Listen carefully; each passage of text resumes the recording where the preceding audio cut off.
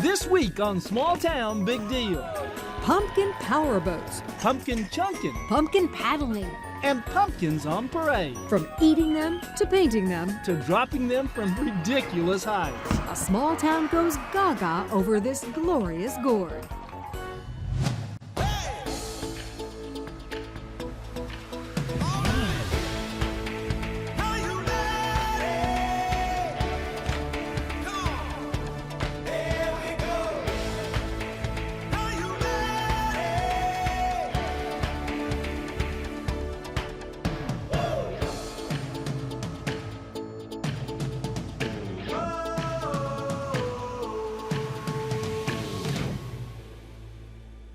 Welcome to Small Town Big Deal. I'm Rodney Miller. And I'm Jan Carl. And we are in Regatta, Maine, population about 2,200. Back in 2005, this small town carved out a unique Columbus Day tradition that one could say centers around having a thick skin. Well, and a sense of well-roundedness. In the middle of the Maine coast, about 12 miles from the ocean as the Regatta River flows, is the unusually quiet town of Regatta. But each year in October, when Columbus Day weekend rolls around, people squash into town for a festive event like no other, the Regatta Pumpkin Fest and Regatta. Pumpkin Fest, as in pumpkin pie, pumpkin art, pumpkin hunts, and extreme pumpkin sports. And Regatta, as in boat races. But these vessels are giant, hollowed-out pumpkins. You don't just row your boat, you grow your boat. It's a down east celebration of all things pumpkin. And it started when a couple of friends got interested in the world's fastest growing fruit, capable of topping 2,000 pounds, the giant pumpkin. There's a series of books by Don Langevin. It's called How to Grow World-Class Giant Pumpkins. So that's kind of like the Bible for everybody back in the day. And in How to Grow Giant Pumpkins Volume 3, there was a picture of a guy in a boat, you know, and it looked like a boat. And I said, Bill, they make boats out of these things? He says, yeah. I said, they put motors on them? He says, yeah. I said, Bill, we got to do this thing. He says, well, I'll grow the pumpkin, and I might even make the boat, but I ain't getting in it. And I said, oh, that's all right, I'll take care of that. But you can't just hew a hoe in a giant pumpkin, hop in, and sail away. It takes skill to turn a gourd into a galleon. You want everything nice, tight, watertight, and secure so that your transom doesn't split, your motor doesn't fall off, and you don't go over into the harbor. So is it going to float? You never know until you get it in the water. Well, sometimes they don't float at all. The pumpkin will always float. It won't necessarily float with you in it. Now, that's not a very comforting thought when you've signed up to paddle one of these portly pumpkins in a relay race. And that's just what Rodney and I have signed up to do. Some of the paddle ones look like just a big beach ball. I mean, I can't imagine they're going to be stable. We're going to get wet. Well, wait. If it's a ball will float, right? You ever like tried to get on a beach ball, you know how it just wants to do that? Well, there's that. Jan and I still have 2 days to prepare for our race. Step 1, add some ballast at the Pumpkin Fest Pumpkin Pie Eating Contest. We watched the early rounds to try to get some techniques and got some tips from some of the competitors. Well, you gotta flip the pie over so you can get it out of its container, so it's a lot easier to eat. You have to eat the whole pie, and the crust, and the aluminum tin, I think. I was scorping it down at bite after bite, and I came out on top. We are clearly the rookies at this pumpkin pie pig out. First, the hair's got to go up, then bang control. Bring on the pie.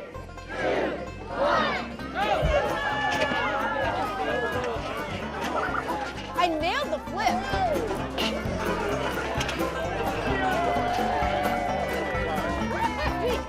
Doesn't everybody just stick their face in it? Doggy bag.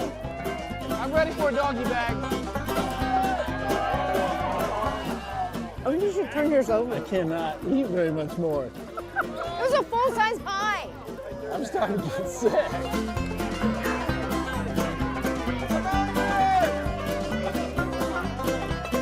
How do you finish that much pie? I don't love pie that much. Yeah, you're looking pretty dumb. Who needs help? Who needs help? I'm a big runner. I do marathons and ultra marathons, and the big thing when you're running is just always continue with forward momentum. So I just didn't want to stop. The amount of pumpkin pie that I ate today is probably the equivalent of how much pumpkin pie I've eaten in the last 10 years. And after that, I don't think I'm going to eat pumpkin pie until next year's pie eating contest when I come back to defend. We have to agree with him.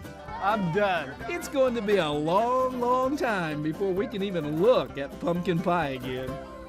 To stave off a giant pumpkin pie-induced food coma, we took a walk around town to see pumpkin art on display. The festival sets up over 70 of the giant gourds. Local artists show they have a flair for prodigious pumpkins. The pottery pumpkin, The starving artist pumpkin, the beveled pumpkin, the literary pumpkin, the portrait pumpkin, the cinematic pumpkin, the cartoon pumpkin, the satirical pumpkin. and the pumpkin looking for a martini. Next, we go from pumpkins that catch our eye to pumpkins that catch air. But first, a pumpkin quiz. Which of the following are related to pumpkins?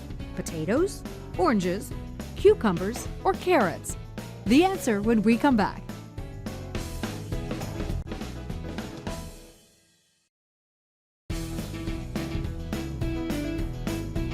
Before the break, we ask, is a pumpkin related to potatoes, oranges, cucumbers, or carrots? If you answered cucumbers, you're right. Both are members of the gourd family. Welcome back to Small Town Big Deal. We are in Regatta, Maine at the annual Pumpkin Festival. Where the folks here are definitely putting the fun factor and the wow factor into doing things to pumpkins that you probably didn't think were even possible. From paddling pumpkins, to painting pumpkins, to pumpkin pancakes, to pint-sized pumpkin hunters, Pumpkin Fest brings hordes to celebrate gourds. And each year, the biggest pumpkins have a place of honor in the official Giant Pumpkin Parade. It's a small town parade with a lot of pumpkin spice mixed in. It's kind of like a pumpkin-themed Mardi Gras. That's what I was thinking too. It's a unicorn. It's a monster lobster. Thank you. Thank you. But don't let all the creative ways festival goers idolize the pumpkin fool you. There is a dark side to pumpkin mania as well. A ravenous appetite for pumpkin destruction. At the slingshot range, a combination of strength and skill sends petite pumpkins flying. Or not. No, it didn't go very far. Hold it on the bottom on the canvas and then just lean back, aim, and fire away. Better, better, better, better, better. Nice shot. The wildlife are hoping they break the pumpkins, and that way the wildlife gets to eat them. If they don't break them, we pick them up and use them again. Okay, it's a win-win. Oh, I busted it though. Hey! Hey! Oh, Rodney wins. Rodney wins. For bigger pumpkins, there's a much bigger rig. Set up with plenty of elbow room, this contraption creates some serious hang time. So, every time a bell rings, A pumpkin gets its wings.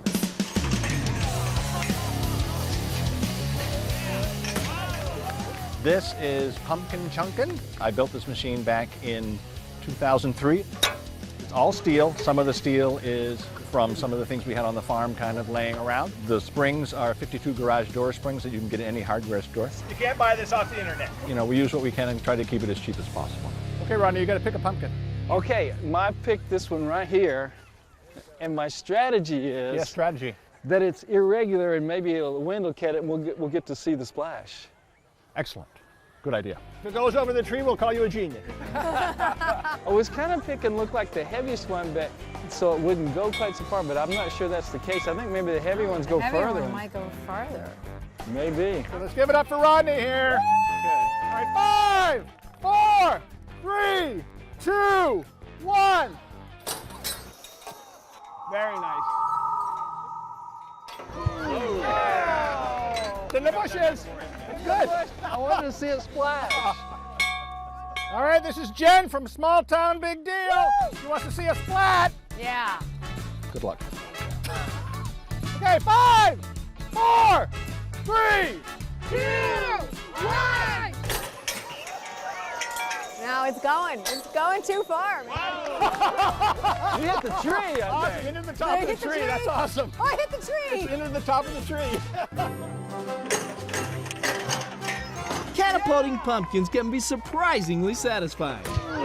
But pulverizing pumpkins of the giant variety, the ones that can weigh hundreds and even thousands of pounds, requires even bigger machinery. A 180-foot crane should just about do the trick. I think it's gotta be amazing. I'm scared. I'm kind of scared. They're aiming a really big pumpkin at that little rectangular kiddie pool way down there. Okay, we all turned into little kids waiting for them to drop that baby.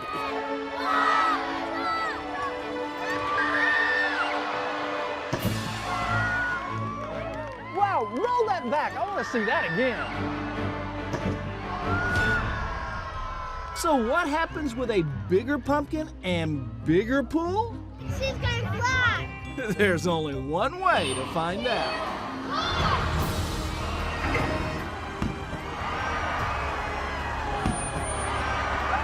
Okay, who wants to see that in super slow-mo?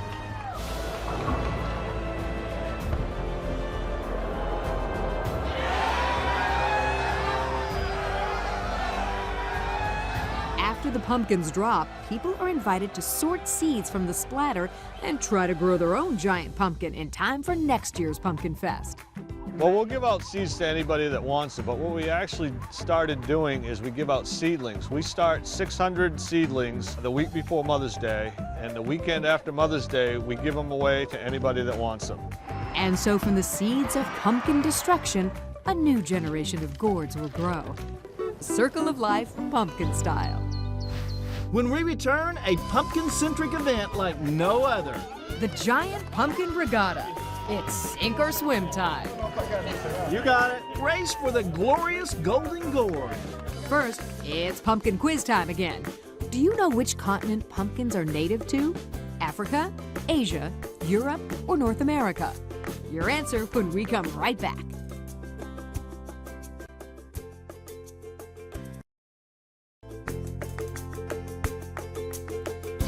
Before the break, we asked, what continent are pumpkins native to? If you said North America, you're right. Pumpkins are native to what is now Mexico and the United States. Welcome back to Small Town Big Deal. We are still in Regatta, Maine at the annual Pumpkin Boat Regatta. Yes, I said pumpkin boat regatta. And we are about to embark on what can best be described as a squashbuckling adventure. See what I did there? Yeah, I got that. For days, volunteers have been working to turn 900-plus-pound pumpkins into paddle boats and power boats, while the moment of truth is drawing near. You can lead a pumpkin to water, but can you make it go the direction you want it to go? And without it tipping or taking on water? They said it's all in the hips. Right. We don't know what that exactly means. Ryan and Jessica are in pumpkin data. We compare notes with meteorologist Jessica Conley and Ryan Breton of News Center, Maine. Small Town Big Deal airs on their stations, Channel 6 in Portland and Channel 2 in Bangor. Either sit on your knees or sit like side saddle. Okay. Here we go. Crowds line the banks of the Regatta River as the pre-race ceremonies begin. We're now at our 12th annual Giant Pumpkin Regatta. As the first relay is about to begin, we notice rescue divers in the water. What? We might need rescue divers? Go, Jessica! Watching Jessica and Ryan in the meteorologist relay race is not giving us confidence. You ain't rubbing, you ain't racing, ladies. Jessica has started strong. Okay, so at first we were all grouped together, so it's hard to paddle, and I was on a roll, and then I just kept going. Yeah, wrong way. Wait, how'd she get all the way over to the right? Did they bump her? But she ends up getting a little help from the rescue divers. And Ryan suffered the indignity of losing to a guy in a tie. Go, Ryan! Come on, Ryan! Drifting was definitely a problem. I was trying to get to the buoy to go around. I was trying to grab the buoy to give me some support, and it didn't work. They're gonna give you a report. At least Jessica and Ryan both stay afloat. Oh, we got a sinking! All weekend, people kept reassuring us that pumpkin paddlers rarely end up in the chilly waters of the Damariscotta River. But as we watched, pumpkin after pumpkin ran into trouble. Paddle, paddle, sink, sink. Paddle, paddle, sink, sink. I'm beginning to think we are out of our gourds for signing up to do this race. And even though I'm getting this sinking feeling, the show must go on. She's going first. Hope she doesn't bust it up on you. Yeah. Don't sink All it, right, Jen. so we have Jen. Each relay team has to paddle to the pumpkin buoy, make their way around it, and paddle back to the dock. The first 2 teams at each heat advance to the finals to compete for the coveted Golden Gourd Trophy. And it looks like Jan Kyle is in the lead. You know, for my first time ever paddling a pumpkin, I think I did okay. Although I might have gotten a little help from the competition. You're doing good. I finished up the first leg of our relay race, and then it was Rodney's turn to paddle the pumpkin. Rodney's not too sure of this. Attack, Rodney, attack! Come on, Rodney, you can do it. Come on, Rodney! A little more on the port side. There you go. Come on, Rodney, go, go, go, go, go! At the end of our first heat, we learned we'd done well enough to make the finals. Yeah, we're at. And it was go time once again. Come on, Rodney! And in the final heat, maybe I got a little help from the competition. I bet that water's cold. Come on, Rodney! Take one more position. We have a golden gourd. Hurry up! Oh, gosh. The turn is the tough part. And I was having to fight with her wake. Let's go, Jan! She went really wide. Jan, the buoy's over there. Going for the glory. Here it goes. She's down to 2 legs. Jan, what day is it? You can do it, Jan. You only have 3,000 people watching you. Cheer her on. Get her to the dock. Come on, Jan! We did it. We didn't swamp our pumpkin or fall in or have to swim for it, and our effort is good enough for second place. French fries and a trophy. Doesn't get any better than that. And they're off. Now it's our turn to relax, have fun, and take in the pumpkin powerboat races. Oh, that Robin and racing. Not something you see every day. See that fierce Viking plundering the pumpkin competition? Well, underneath that helmet is our mild-mannered Russell Orms from Texas that we met as he was busy with his pumpkin boat construction. He's raced 3 times before and never won, but looks like this could be his year. The buzz boat is stalled. He's lost power. The pumpkin pilot in orange is founding father and reigning president of Pumpkin Fest, Buzz Pinkham. Suddenly, he was left powerless. As the Viking takes the lead. Viking charges past. Hey, Rodney, how can Buzz fix his broken pumpkin boat? I don't know. How can Buzz fix his broken pumpkin boat? With a pumpkin patch. And around the final turn, Russell the Viking. Russell Arms all the way from Texas. Only in America can you watch a Texan dressed like a Viking beat a gnome in a giant pumpkin race. We'll be right back.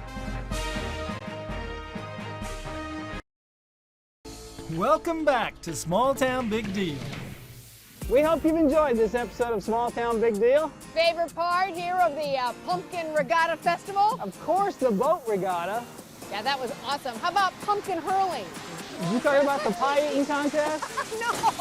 Oh, yeah. That contraption, that was pretty cool. Pumpkin drop? Yeah, that was really neat. Awesome. Should we head out to our next adventure? Absolutely. Join us again next week when once again we celebrate the great stories from across America.